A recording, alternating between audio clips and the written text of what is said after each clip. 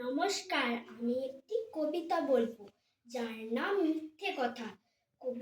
লেখক শঙ্খ ঘোষ। লোকে আমায় ভালোই বলে দিব্যি চলন সই, দোষের মধ্যে একটু নাকি মিথ্যে কথা কই।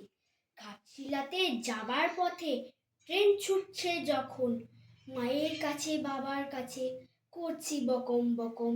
হঠাৎ দেখি মাঠের মধ্যে চলন্ত সব গাছে এক এক রকম ভঙ্গি ফোটে, এক এক রকম নাচে।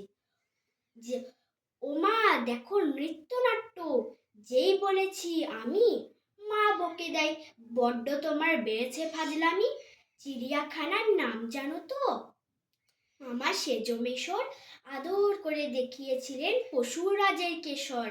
কদিন পরে চুন খসানো দেওয়াল জুড়ে একই ঠিক অবিকল সেই রকমই মূর্তি যেন দেখি।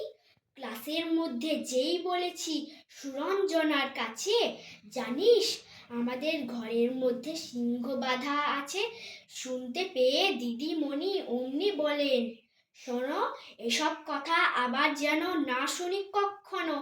বলি না তাই সেসব কথা, সামলে থাকি খুব।